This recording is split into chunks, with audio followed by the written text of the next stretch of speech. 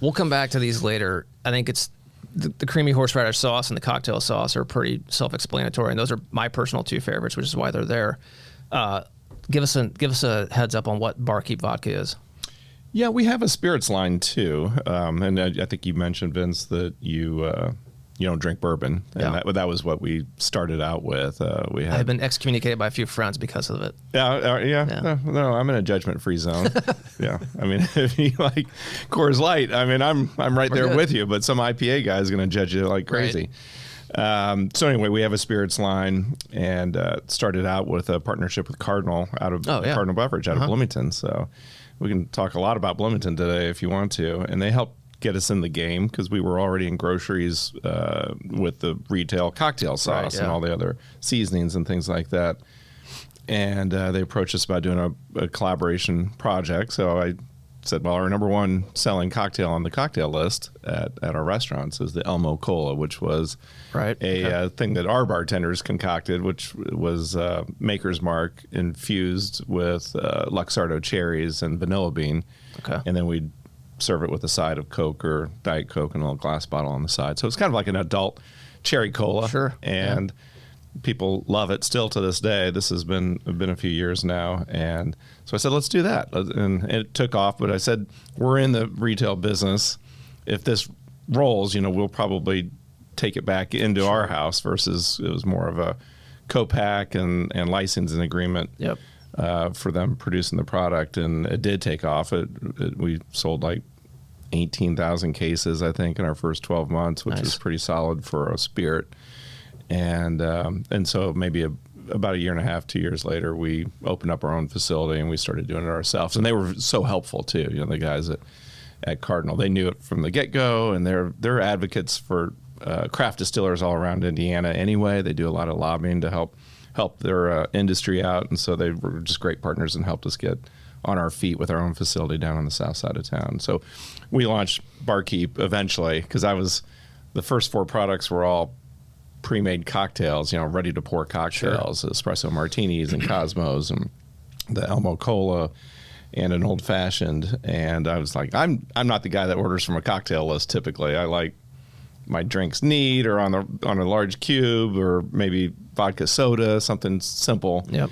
And so I was excited to get a product in that wasn't, ready to pour. Right. And we wanted to be more of a house of brands versus a branded house. So we have, and we wanted to be on other restaurants' back bars eventually too. So putting St. Elmo name on it doesn't work. Right. Makes sense. Yeah. So we have a couple new lines, Barkeep Vodka and Rare Saints whiskeys, which I didn't bring. I didn't have that in my car, but... Well, you had an empty bottle in your car. Right, on the floorboard. Again, you said judgment-free zone. That's right. Well, I'm playing within the rules here. That's right. Yeah. Somebody's going to remember the law is going to follow me home after this podcast. Right. Good thing this isn't live. I got some time. Yes. Yeah, you got a head start. We're good. Yeah. Well, we'll get back to those here a little bit later in the episode, but I was very curious to hear the backstory on Barkeep, and from a business standpoint, the branding makes sense. Yeah, I think so. Yeah. I mean, when we pour so much Tito's and all these other brands, and this is an 86 proof vodka too, so it's 6 proof higher, so it's great for mixing. The other kind of the cool, unique thing about this vodka too is it's a partnership with True Essence Foods, which is the Cicotti guys. So Matt Rubin that had the Cicotti chocolate, and they have this flavor balancing patented process. They're down on Mass Avenue, and there's a bunch of Indiana investors in that company right now. They're doing work all over the world, in China and all other places. But we've got the license for like a 5-state patented area for spirits using their process, which is a high pressure kind of final filtration process that molecularly takes some of off notes out of certain consumables, and so it takes the bite out of the vodka. It's got a super smooth finish. So that's another reason we did it 86 proof. We want to come out a little higher, which people would think that's going to be hot if it's a little higher proof, but it's super smooth. We tasted against Stoli Elite and Kettle and Goose, and we were very favorable on the prices, right at that Texas vodka that I mentioned, and maybe a little bit below it. So, well, we're having having fun with that too. Yeah, I remember reading about them. I think in the IBJ some time ago, they had a big write up about what they do, and it was pretty cool to kind of understand the little technology. sleeper company right here. Totally. Yeah, that's got a lot of growth potential ahead of them. Yeah, sweet.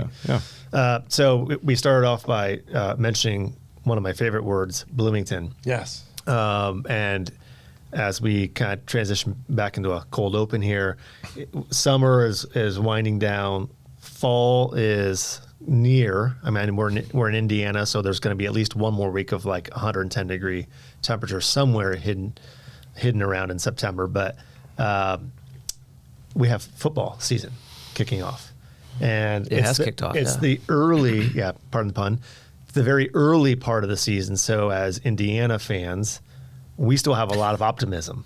Our hopes have not been crushed yet, but it's a new era for Indiana Hoosiers football with the new coach, Curt Cignetti. They're talking bowl games already, I think. I read. Well, there's a chance. It's kind of a Dumb and Dumber situation. If there is one annual tradition, it's IU football fans saying, is this our year to go back to the Rose Bowl? I mean, it's only been 300 years. We're due. Technically, we will be September 14th against UCLA. We'll be playing that game in the Rose Bowl. That's true. Yeah, that's true. Technicality. I mean, O.J. Simpson was playing in the last time IU played in that game, right? 1968. Why you gotta go there? Why you gotta turn the knife? I mean, did you grow up an IU fan? I am still an IU fan. Okay. I still am. Other than when they play that team from a little bit east of here and from Happy Valley, Pennsylvania. Yeah. That's right. Nittany Lions. Not so happy, but so I wanted to put it out there and just ask the question: what's it like as you being a Penn State grad and a Penn State fan to have our leftovers? From a recruiting perspective, is that what you mean? You can say it however you want. That's my only chance to throw out a barb. Is there a new defensive coordinator? Mm-hmm. Oh, yes. I'm sorry. That's right. We do have a new defensive coordinator. And I think he's. I mean, the problem is we lose coordinators all the time since we're a really good team and we get recruited every year. So it seems like we're on our probably third defensive coordinator in 7 or 8 years now. And, it's not like the old days where all that staff stayed in place. We're 1-0 also, and we're hoping Penn State could never get past Michigan or Ohio State. It seems like they've struggled in the last 5 years with that. So with the expanded playoff scenario up to 12 teams, I think we would have been in the playoffs like 4 out of the last 6 years had it been that size. So hope runs eternal in Penn State. Now we have different expectation levels, I think, between Indiana football and Penn State football. And so both teams can equally get disappointed early in the season. That might look differently as far as the records go for each school, but their attendance still in one game would take IU 3 to potentially 4 games to match. Oh, yeah, for sure. But stepping stones. You're right. From a bowl's perspective and expectations, you expect to go to one of the major championship bowls. We just want to go to a bowl. Right. Any bowl. I remember those days with Bill Mallory, and we'd go to the Peach Bowl and the Independence Bowl like pretty regularly. And then we got greedy, and I think we let them go, didn't we? Down at IU, thinking that we could do better. And I don't think we ever did. True. Well, we may be losing part of our audience talking about IU football. Oh. What do you think? I mean, if they're Purdue fans, then they should have hit mute a long time ago. That's fair. Their next game's going to be tough. Yeah.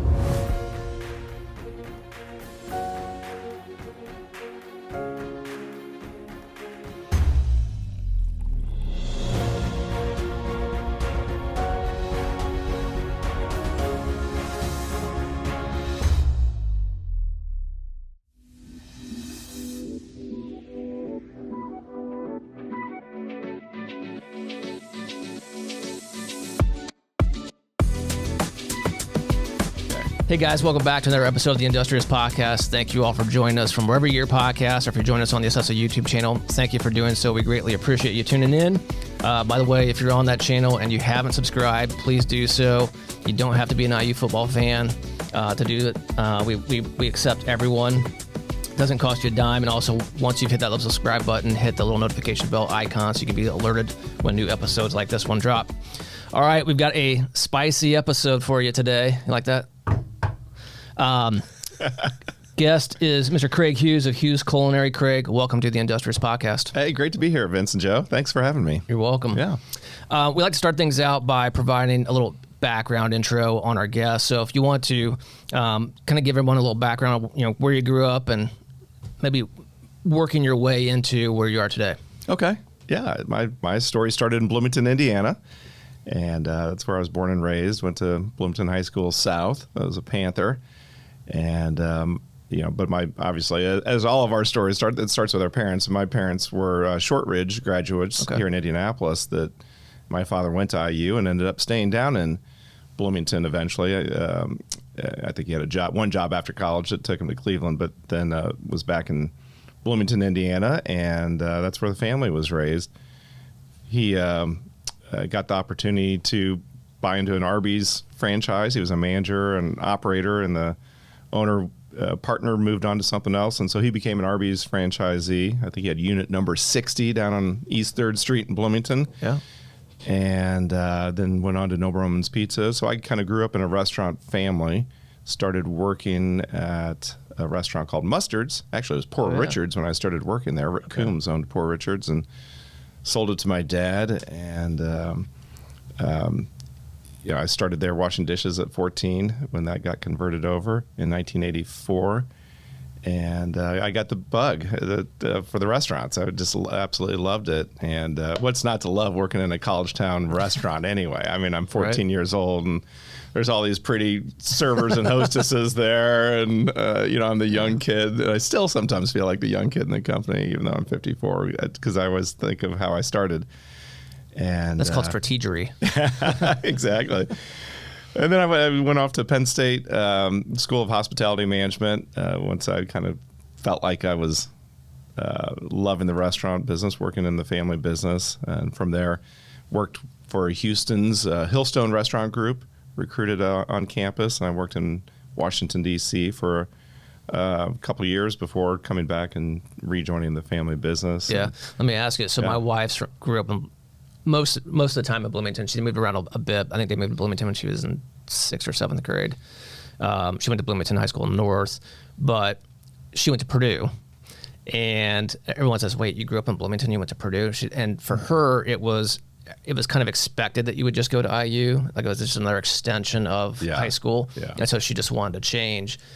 Was it that way for you, or was it more driven by the fact that Penn State had the major in hospitality management that attracted you there? Well, my probation officer said maybe you should let the fellows on the force have 4 years off and give them some relief. So why don't you leave town for a little bit? I felt the same way as your wife did. Yeah. I just, at that point, I had a pretty good idea that I would, loved our family business. I was going to come back to it. And so I didn't even apply to IU. I took that temptation away from myself. And so I had to look around. Now, the school, there's several schools that are known for it. Cornell, which I did not get into Cornell, darn it, and I'm still bitter about that. Penn State was more fun, though. UNLV has a great program. Okay, that makes sense. Is is Las Vegas more fun than Las Vegas? Maybe, but the danger level of not graduating escalates dramatically. And that's what my mother told me. And so she forbade me. There's no way my son is going to go to Las Vegas for college. I ended up doing an internship there one summer, so I got that out of my system. Right.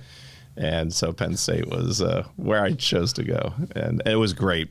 Great program. Still is recognized as a top hospitality school. I met my wife Jill there, so we are Penn Staters in the Huse family, and we got two 18-year-old kids that are seniors at Rebuff High School that are considering Penn State. So who knows? Maybe considering. I thought that was just like you have no choice. Like, there you go. They have to get accepted. So that's fair. Yeah. Well, if you want us to pay for college, if you want us to pay for your college, you'll go to Penn State. Otherwise, no. They're looking at IU too. Yeah. I wouldn't be mad about them going to Bloomington. That's my hometown. And it's close. I love reason to go to Knicks and Janko's old Zagreb and. Totally. And I know there's something about driving down 37 and putting some Mellencamp on your Spotify and especially rolling now into when it's town. like a 45-minute drive instead of a amazing. little over an hour. Yeah, It's I know. phenomenal. I might have said to another parent last night on the sideline of a kids' sport event, I said, I'm not going to put pressure on Alex, our oldest, who's in buddies and in the same With Carson. peer group as your kids. But I said, I really hope he goes to IU. It's like, I mean, to be able to be that close, but yet also really far away. Yeah. To be able to see him and also have an excuse to go down to all the establishments you just mentioned. Would That's be right. nice. Get back and stay at the fraternity house, relive your days. It's like old school. Maybe. Maybe You not. guys could go back like Will Ferrell and Right. Vince Right, Vaughn yeah. did in Old School. Yeah, That'd be that'd be fun. fabulous. I think my days of sleeping on the couch in the formal room have long since passed. God, if I did, if an alumni did that at the Acacia House at Penn State, they'd end up getting duct taped and sharpied if they Probably. passed out there. Yeah, It's I would not agree. a good place to end up. Yeah. Yeah. In which case or I'll wake pass up on the that. same couch, but the couch is now relocated to the front yard or out on the sidewalk by the street. Well, the couch started on the sidewalk when the fraternity gathered it off somebody's trash day and Right. put it in the club room, and now it's going back to the sidewalk. It's That sounds familiar. It's still never been cleaned. So I do have a question I for you. digress. And you kind of led into this a little bit. When did you feel like you knew you wanted to get into the family business?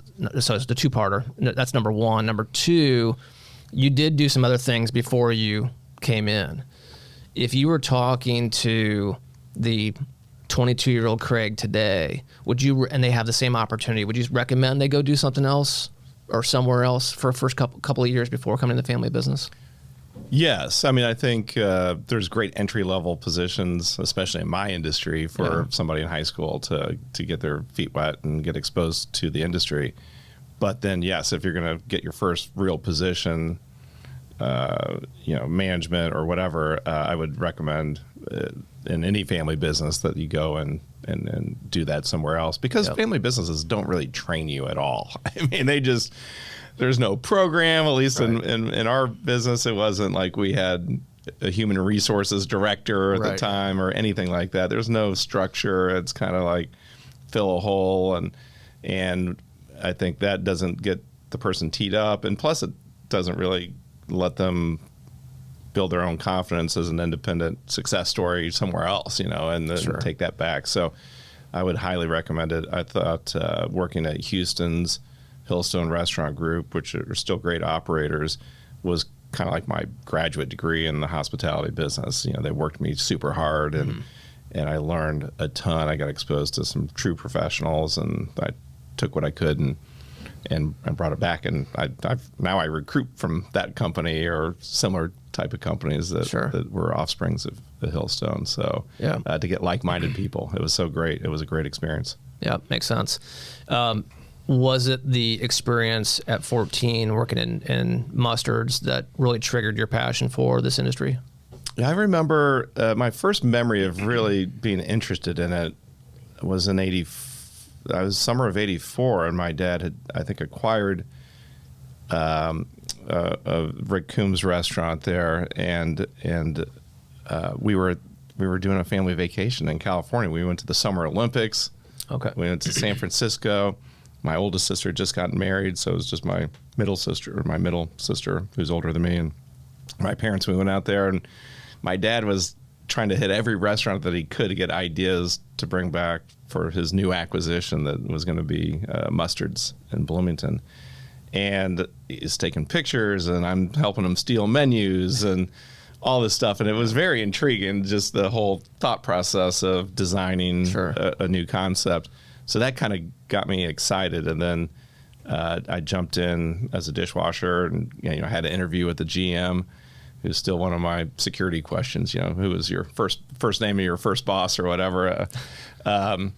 So Bob Meyer interviewed me, grilled me, and I didn't know how to answer. I'm 14 years old. Right. My mom had to drive me to the restaurant just to get interviewed, and in hindsight, it was probably a sure thing, right? But he still kind of put me through the ringer, and then I learned how to figure eight, a mop stick, and work all the positions in the restaurant, and it was cool. I mean, it just I think restaurants are just like sports. There's just it's such a people intensive business that the camaraderie builds very quickly, and there's on busy nights or shifts, there's just a lot of intensity and teamwork and collaboration that goes on. And so I really fell in love with that part of it. And still today, it's the employees, even more so than the guests, that I show up to work for every day. Like at our office downtown, we have a wall, and it's photos of a number of,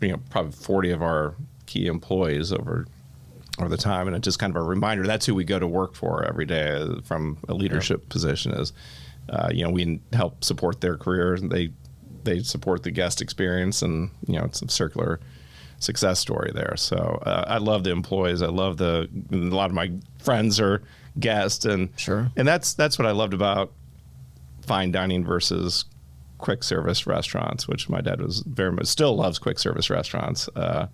And he said, make your money in quick service, and then you can go dine in the nice restaurants. And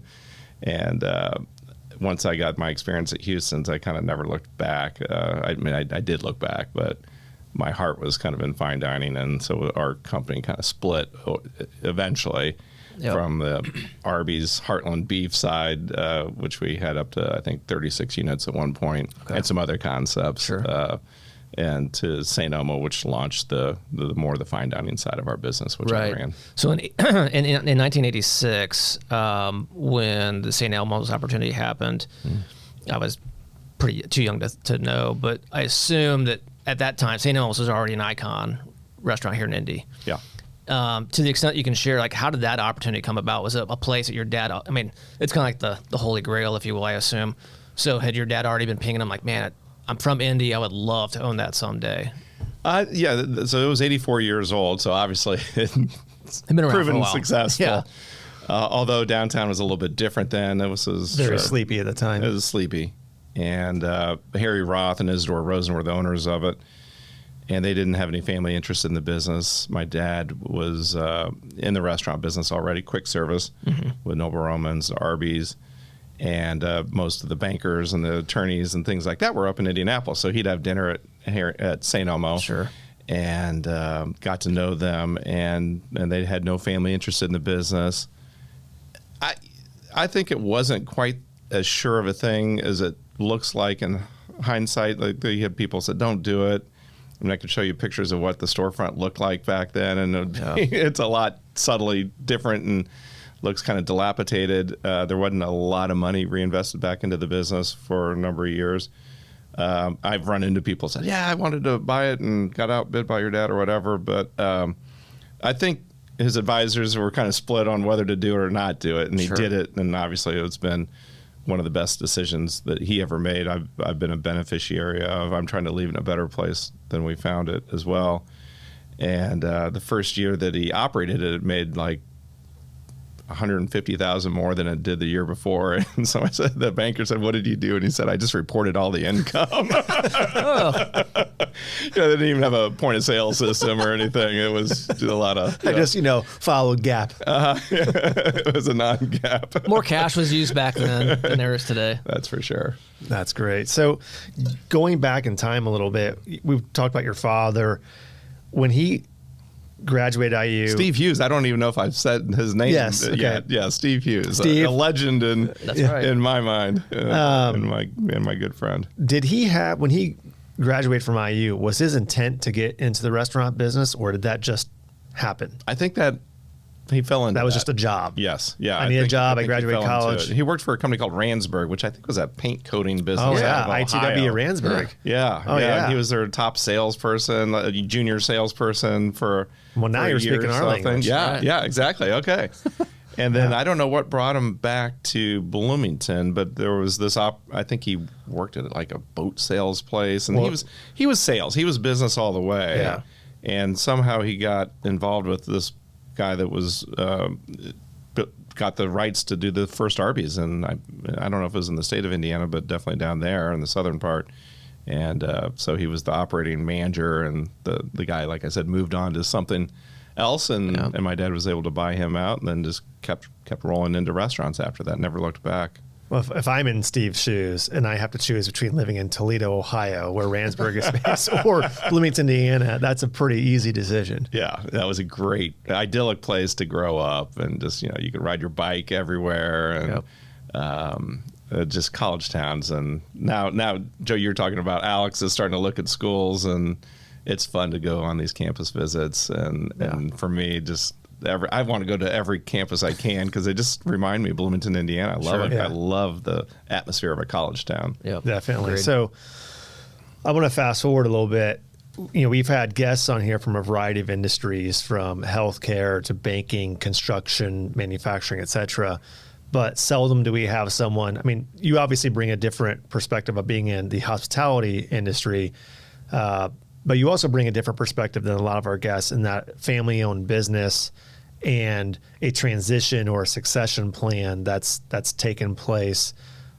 Can you talk to that about what did that look like for you and your father or your family in general? And what were some of the things that you thought went really well that you may have had planned out, or some things that were curveballs? And how do you handle that for listeners who may be in a family business or have some sort of succession plan that they need to be thinking about? Yeah. Well, we talked about working somewhere else first. And then, my story is he had a partner that, they got sideways together in St. Elmo. And so there was a separation, and so he had to buy that partner out, and I had only been there for since February of '97, and that's when I started, is to help be the new regime, management supervision of St. Elmo Steak House in February of '97. Well, that litigation really didn't get worked out for a couple of years, and then my dad just gave me the biggest gift ever, is being able to buy that 49% ownership piece from his partner in St. Elmo out. And I had just turned 30 like a month ago, and here I am, 49% owner of St. Elmo. He had to guarantee the note. The St. Elmo Inc. guaranteed the note. Right. Steve Huse guaranteed the note, but I had to perform, and so that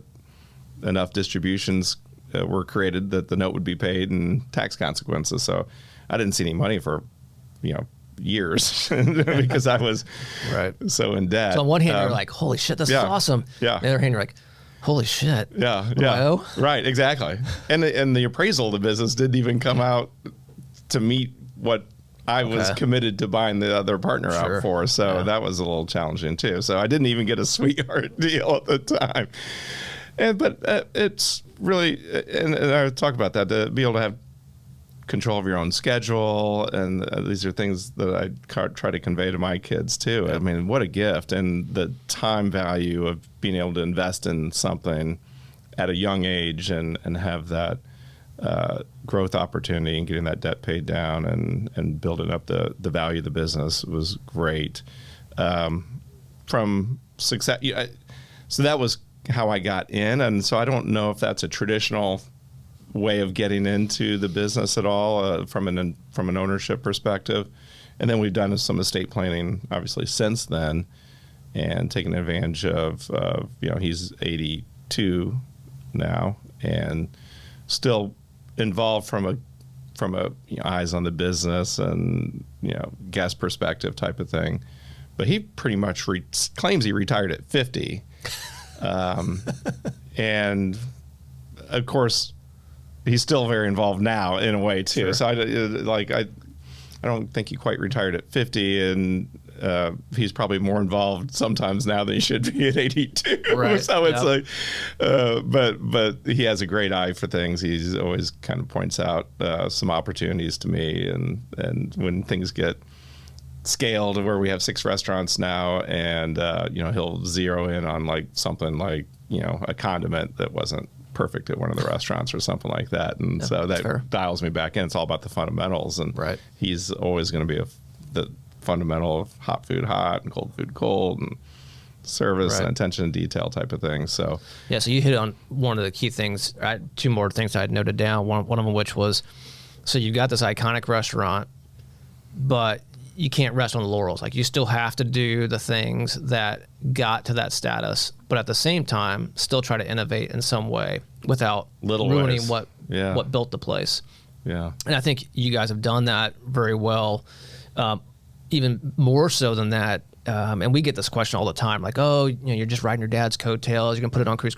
Like, I think the three of us, none of us are cruise control guys.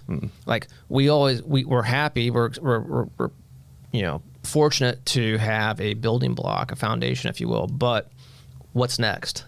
How can we improve upon that? And so kudos to you for taking Huse Culinary and going, not just improving St. Elmo's, but going beyond that in the products and the other restaurant concepts. And I mean, the proof's in the pudding. You guys have been pretty successful at those. Yeah, well, that amazing platform that he extended my way, and it's the same as your family business too, was quite a nice, secure platform to take some risks and expand the brand. And all of our extensions have been just that. I mean, they've been extensions, obvious extensions of St. Elmo. If it's taking our most iconic menu dish, the St. Elmo shrimp cocktail, and putting that cocktail sauce in a jar. I mean, that's not an idea that is revolutionary at all. Like, if you can lean into something that you're really good at and you're really well known for, even throughout the country, then why not try to do it? Yeah. I suspect you sell a few of those. Yeah, we do. I know. I buy a couple cases of them, the shrimp cocktail sauce. I've never heard of it. Right.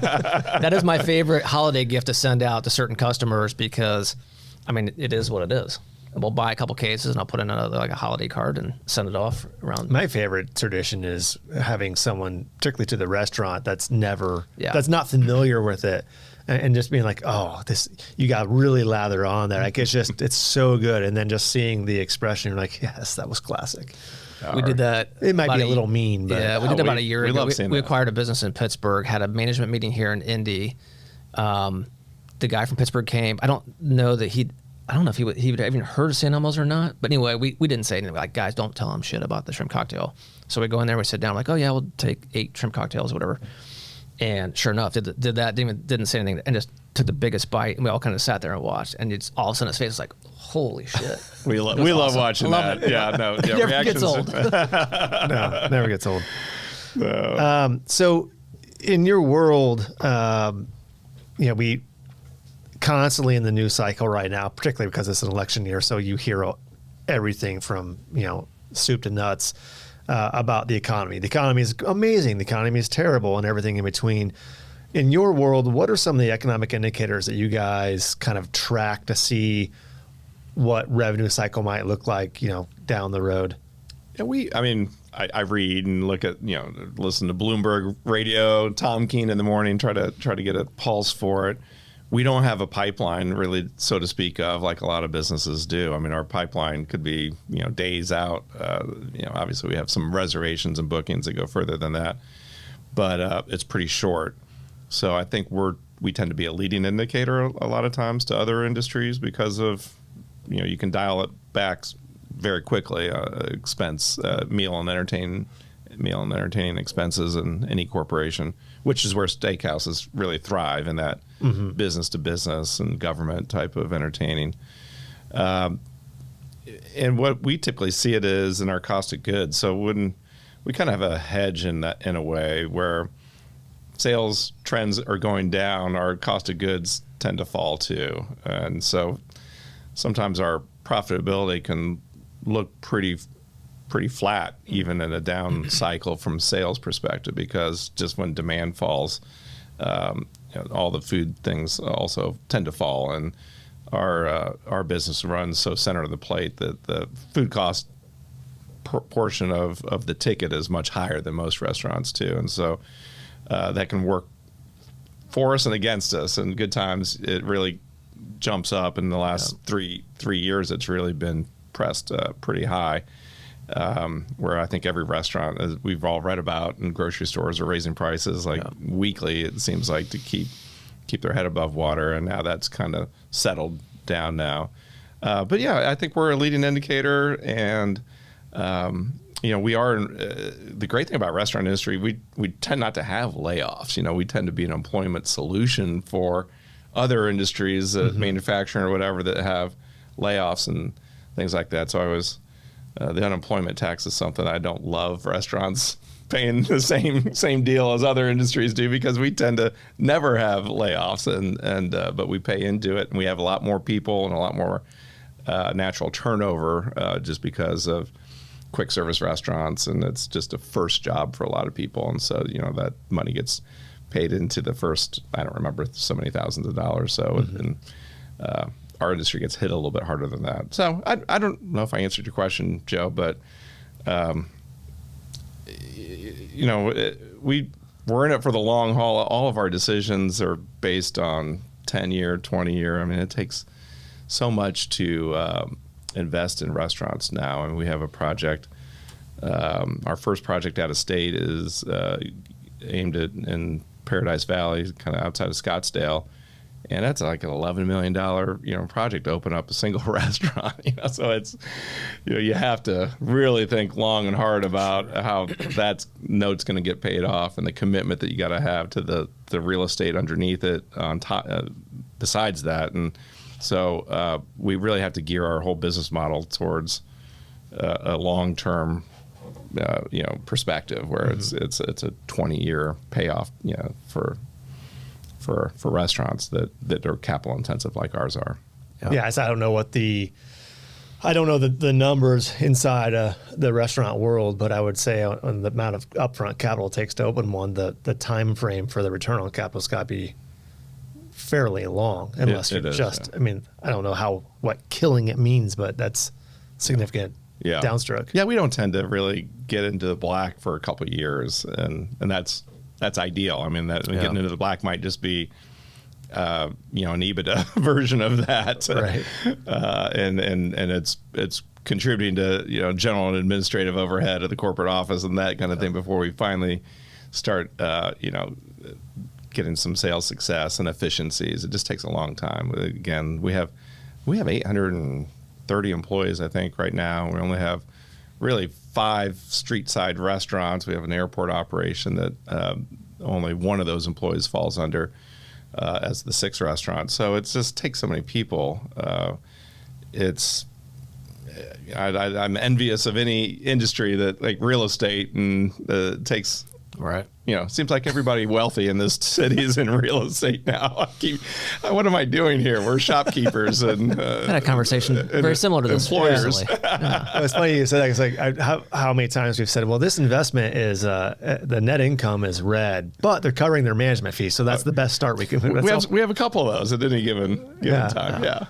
Speaking of real estate, so I don't, if you want to demur on this, you can, but you have a new owner, I presume, of your St. Elmo and downtown Harry Nizzi's location. Is that correct? That's true. There's going to be a significant investment both in capital, but obviously construction and renovation. Can you speak to are there negative impacts in the short term on the business, and long term, are you one of those tenants, for lack of a better term, that's, maybe sees a really positive long-term outlook on it? It's exciting and scary at the same time for us, because that restaurant, Harry Nizzi's, and St. Elmo right next to it, and we own our real estate at St. Elmo, and we actually lease air rights to now the Hendricks Group that bought it from the, I guess, Circle Center partnership or whatever it was. So it's a little bit of both. It's a mixed bag for me. Obviously, Circle Center Mall needed a complete reset. It's been struggling for years. Everybody knows that. There's no hiding that. And our restaurant's not really been dependent on that, thank goodness. A lot of times restaurants are paying the highest square footage cost of any kind of development, and we're the beneficiaries of the co-tenancy. But I've really been challenging landlords in negotiations now that I think that restaurants are the driver of the tenancy now. Mm-hmm. They're struggling to find retail tenants, and restaurants are really part of the amenity and driver of any development now. So there's going to be construction underway. We already have it with the Hilton project going on, Cigna. Is that how you say it? Mm-hmm. And then with the development, I've only gotten early glimpses of the plans, And I think they won that bid, and then they kind of paused, and now they're starting to get on the bid process. So, we're a tenant here in Izzy's and might get impact. We might get displaced. I don't know what that is. They certainly want us there. We've been probably the leading rent contributor for that development for 15 years now, and but some of the plans might be pretty significant, and so if you temporarily take away a restaurant that's doing $13 million in sales or something like that, it gives me a little anxiety, because I'm glad we have other diversifications now in restaurants in other parts of Indianapolis and growing. But it's going to be great for Indianapolis, no doubt. But it's going to take personally, we're going to take some hits for maybe a couple of years during that process. Do you think any of the residential density that may come from it benefits you long term, or is it? Yeah, I think everything benefits us long term, whether it's residential or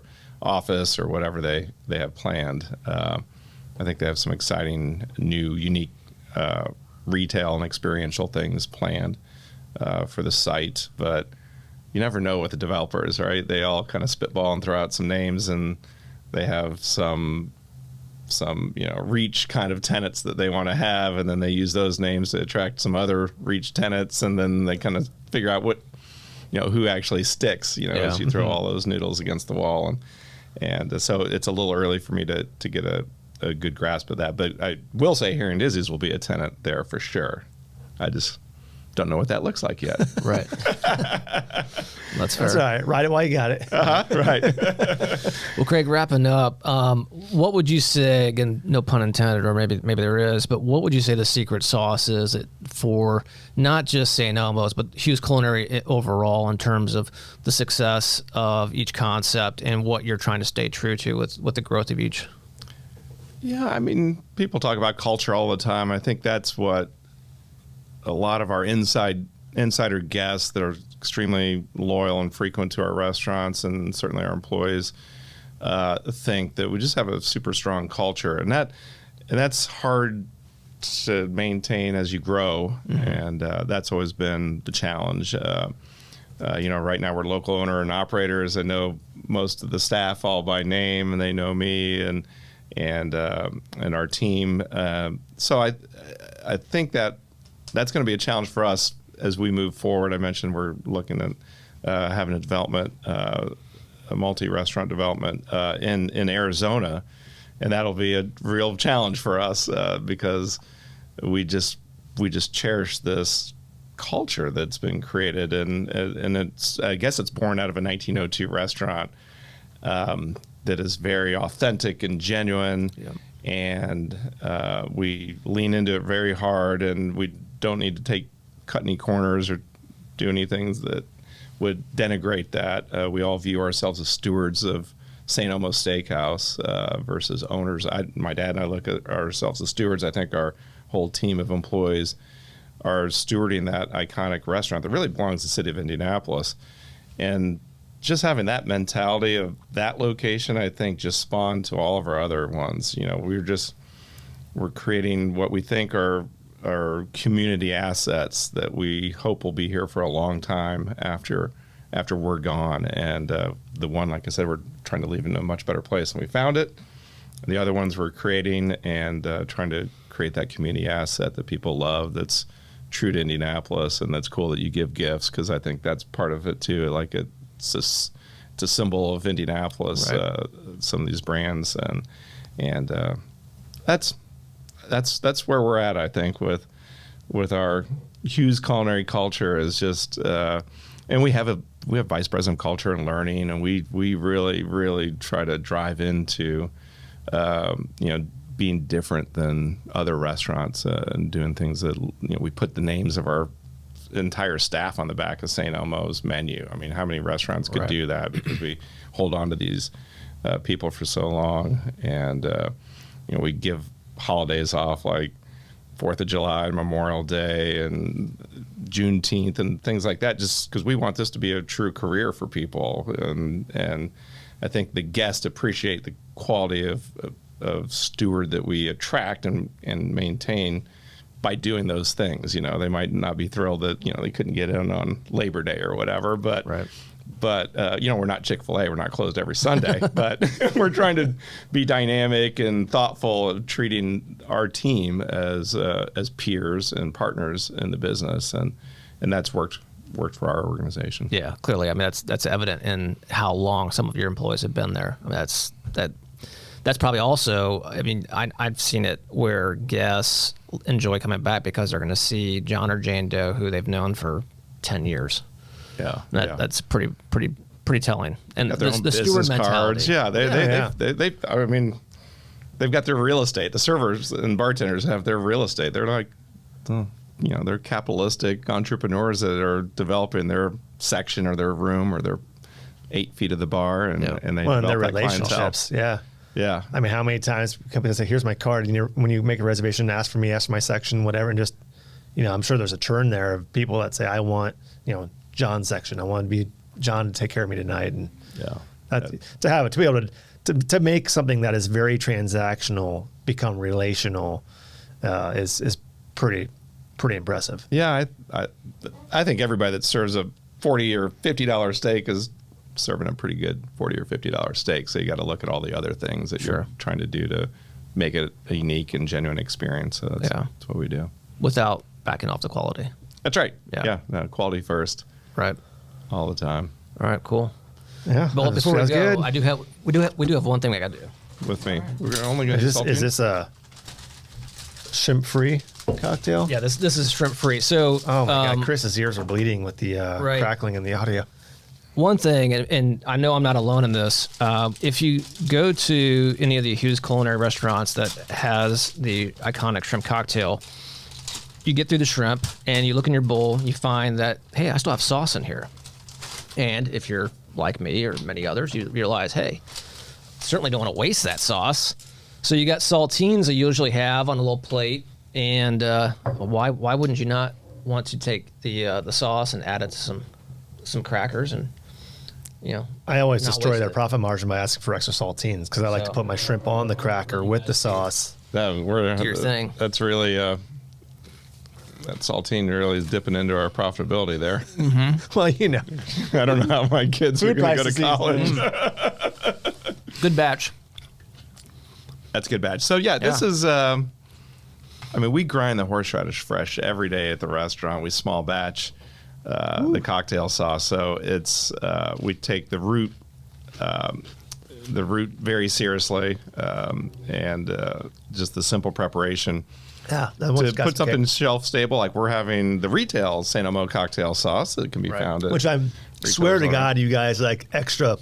You put that's higher octane just so you can get the heat through the shelf life. Because when you get a fresh one, you're like, holy crap! Yeah, it's got a 7-month shelf life. It would really have a shelf life for eternity because there's so much spice and acid in it.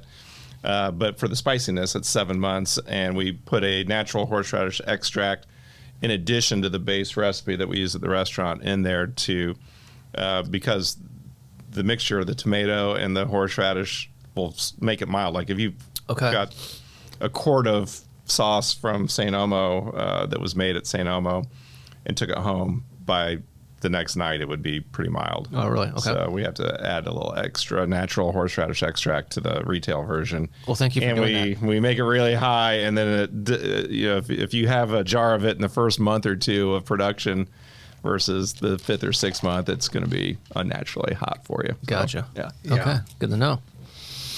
All right, cool. Well, still got it, Craig. Still got it. Thank you for doing that. Thank you for coming on, taking the time out, and joining us today. We appreciate it. And thank you, your father, and everyone at Huse Culinary for doing your thing. I know we visit the different restaurants on a fairly frequent basis, and always enjoy our experiences.